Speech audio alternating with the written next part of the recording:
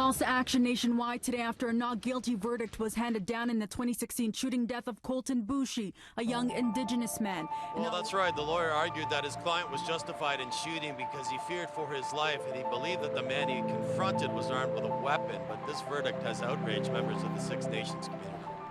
6 weeks later, Tina was dead. On Thursday, a jury acquitted the man charged in her death. We have what is an actual genocidal commission. Get rid of the Indians. This is completely inappropriate that we have third world conditions in Indigenous communities throughout Canada.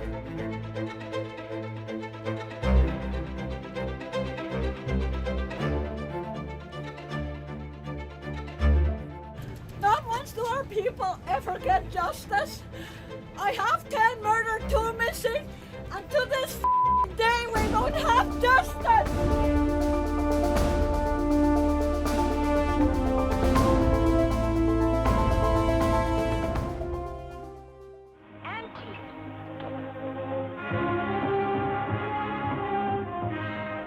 What are they? Garrick boy. Are they friendly? I don't call a poisonous snake my friend on account of he don't bite me. Racism in 2018, it is a man-made construct that was meant to divide us. On a day-to-day level, I would say that the level of racism in Canada right now is very high. And I would say that it's heightened by the fact that Canadians don't think they're racist. I think Canada and the United States have never really truly treated people as equals, and that's where we have some issues. Racism has existed in almost every aspect.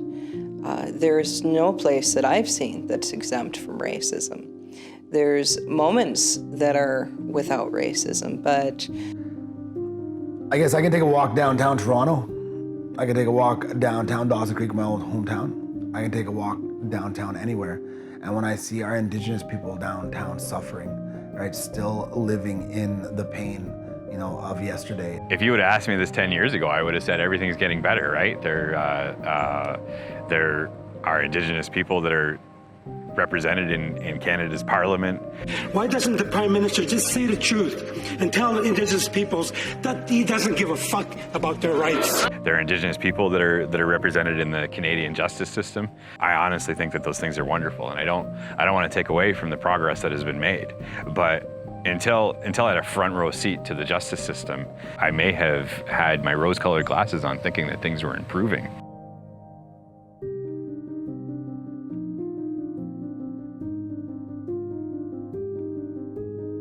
All the problems that we're facing right now when it comes to like poverty and homelessness and dehumanization of Indigenous people, and missing and murder Indigenous women, Two-Spirit, it's all connected to the making of Canada. That whole system has always been about taking us away from our land to profit off our land and resources. Most Canadians don't know this, most Americans don't know this. When a treaty is made, all people involved are treaty people, not just Indians. Everybody, when they think of a treaty, they think, oh, we get special rights, we get free land, free government, free education, free money, and darn those Indians, they get everything free. at this point, society has such a negative view about Indigenous people as being drains on the system that I'm afraid it's going to take a lot of work and probably another generation to clear up those misconceptions if we keep to it. We're not going to resolve these issues in our time. We've been exposed to contact for over 500 years, and there's a lot of impacts we've had in that time. A lot of things that were introduced to us that were foreign to us. And we lived off the land. We lived a completely different way. And now we're living a complete different way from then to now. We look at what's happening, how our children have been taken away to residential schools, the 60s scoop, prisons. We have more of our people in prison than almost anybody. There's a different justice system for Indigenous people. And if you're not Indigenous, I don't know if people see that, but it's different. It's meant something different for hundreds of years for our people. And I think that through all those policies of residential schools and 60s scoop and CAS and foster care and all this that they've done is trying to still make us ignorant to our relationship to the earth and the land, nature. Why are we so different? Why is it so important to classify us as different, less than? I would like for people that don't believe that Canada has a racism problem to remember a time in their own lives when they've had to struggle and when the odds have been stacked against them and when they feel that no matter what they do, they can't win. And to acknowledge the fact that that's the everyday reality for too many Indigenous people.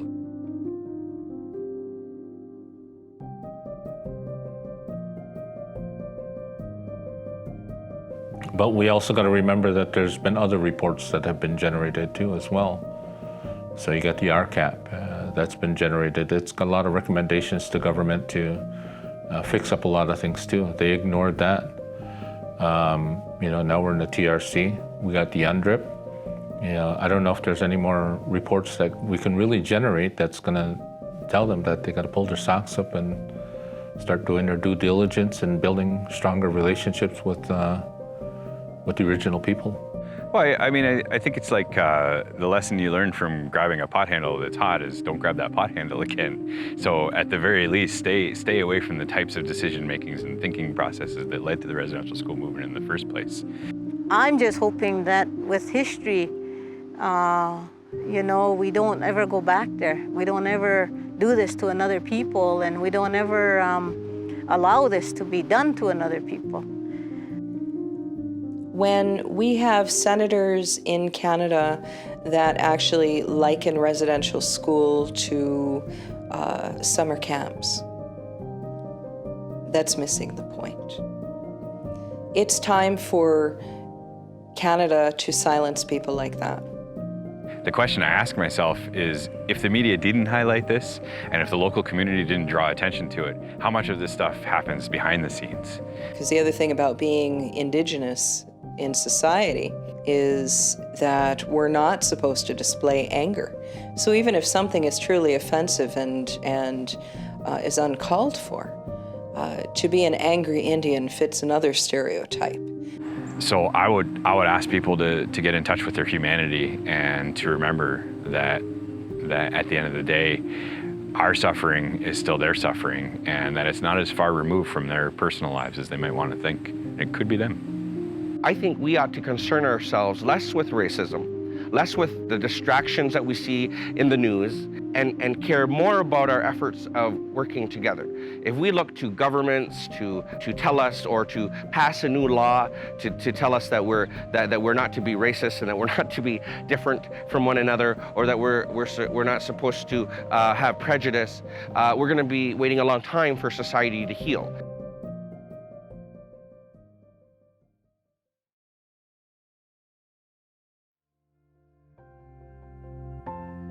A lot of the effects are long-term with our Indigenous peoples, and it's intergenerational. So, if you have a grandparent that went to residential school, some of those effects are passed on to their children, and then their children pass it on to their children, and they don't even really know it. All these social ills we have, the alcoholism, the addictions, the sexual abuse, the mental abuse, the emotional abuse, all these abuses that our people have been subjected to from colonization and the intergenerational traumas, that all of this came from the colonizers. A lot of us were very angry. I went through residential school, I went through boarding homes, and I came out very angry person. Indigenous people are not allowed to be angry because they're easy to dismiss them. How does that actually affect a person in terms of knowing what emotions are okay to express and not express? When is anger justified?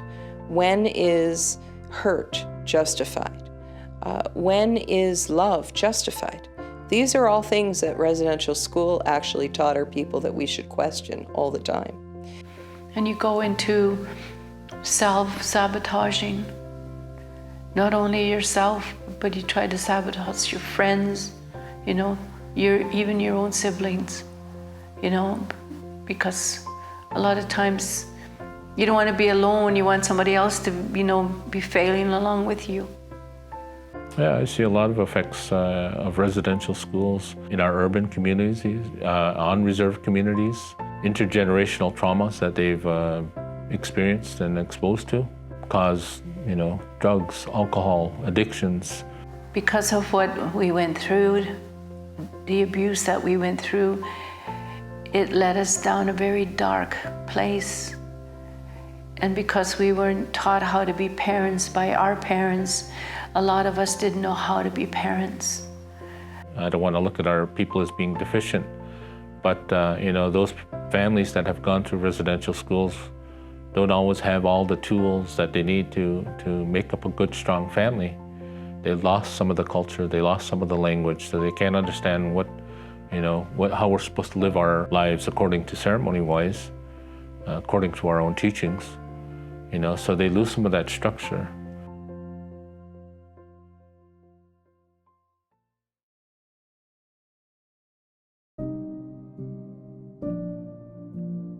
Well, with trauma comes a lack of trust. And trust is one of the most difficult emotions, I guess, that you can have, because there's love tied to trust. And when it comes to a lot of us with our relationships, as soon as that trust or that lack of love is shown, it gets broken, and we tell ourselves, no, we're not gonna listen to this person, we're not gonna trust them or nothing. So it's finding the right people to work with you and to bring that love and that trust back. That's what heals the person's spirit. I want to see us actually intentionally heal. It's tragic that we have been treated the way that we have been. I've taken that pain myself, and I've done a lot of work, and I'll continue to do a lot of work to be the healthiest individual that I can be. What I hope is that community will actually join me in that work, that we'll find a way to continue to advocate for ourselves and be ourselves in who we were meant to be before all of these horrible, horrific events actually occurred in our lives. That we'll go back, we'll claim our traditions, we'll claim our language, we'll claim our ways of being in this world. We know we got some issues. We know there's things that are working against us. We know that relationship with government are not great. But we do need to take a look at ourselves and say, what are we good at? What are the good things that we are doing? Friendship Center movement, those things are good.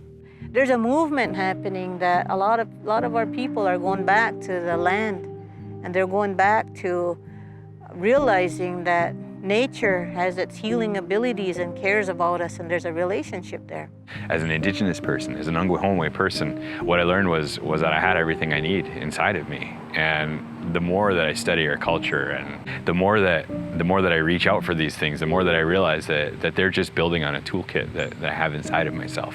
And it's something that I think all Indigenous people can find within themselves. The realization that we're special as a people, and that we do have this ability to reach back to who we were as a people hundreds of years ago, and in some cases thousands of years ago, and to gain a richness from that, and to gain the ability to truly live a life of peace and contentment. The best thing you can do is learn the history of your family. Learn what happened to your parents, what happened to your grandparents, where did they come from, what were their struggles. When you start to learn about your own self and your family, you'll start to understand yourself, why you are the way you are, why you grew up the way you did. Then you figure out what happened to your people, your nation. What's their history? Where did they come from? Well, as a result of residential schools, today we understand the aftermath that still exists, which is intergenerational trauma, historical trauma transmission from one generation to the next, as well as a multi-generational cycle of abuse. But it's not the only reality. It's one reality that exists. The other reality exists is the tenacity, the courage, the strength, the resiliency, and the spirit of our ancestors, which still is very much embedded into the DNA of our existence and who we are. If you're Indigenous, feel that pride always, even when it's the darkest. feel that pride. If you're not Indigenous, respect the pride. Respect it. Respect the heritage that we went through here at Turtle Island since the beginning of time. I want our youth to understand that. I want our young ones to really understand what really happened to our people from our perspective, through our eyes. And for the first time, our young people have a chance to try to find out who they are and where they come from, and they're taking up the cause. And we need to encourage them. We need to support them. We need to love them. We need to show them that it's okay to be who they are. And the youth feel really good once they learn the culture, they learn some of those ways, they start connecting to other people, they start getting involved in sports, the recreation. You can really see a lot of growth out there. So I encourage anybody to, once again, to not be afraid to take that first step, to get involved, find out a little bit more who you are, and go from there, let it grow. And with every good person comes the ability to be able to succeed at anything we want to do. And so believe in your ability to succeed at whatever you want to do in life, because you can.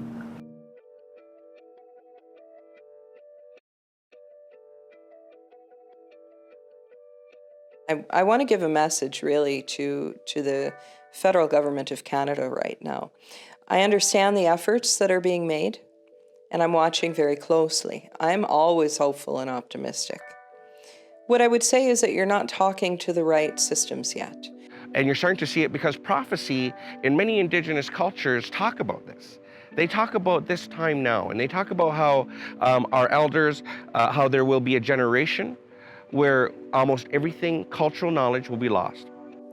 You haven't gone to the traditional governments and actually talked to the traditional governments that are still in existence today.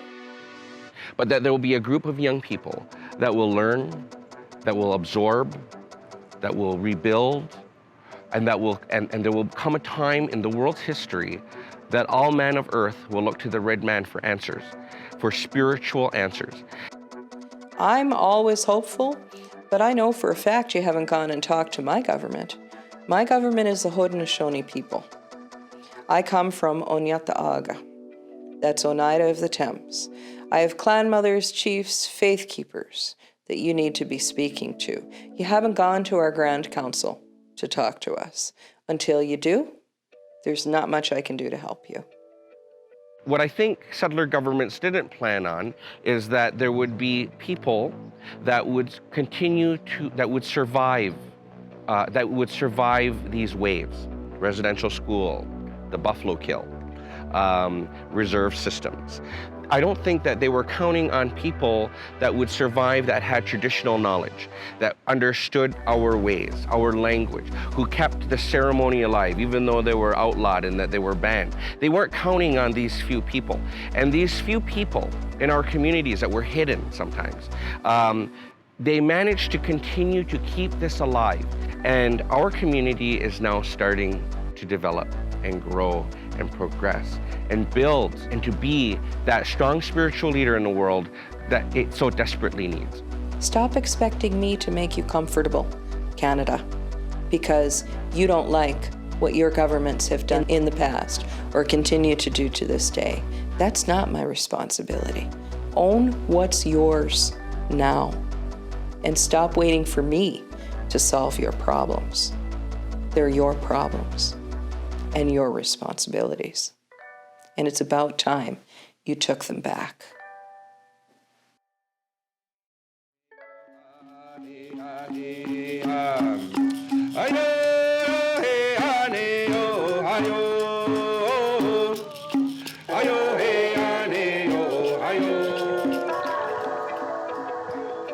What is our truth? Is Canada ready to really hear our truths or not? We survived. And there's a great deal of understanding in that we're still here. We will endure. It's the spirit of people that need to be nurtured. And that's only through gentleness and love and kind and caring people. That's what a healer is.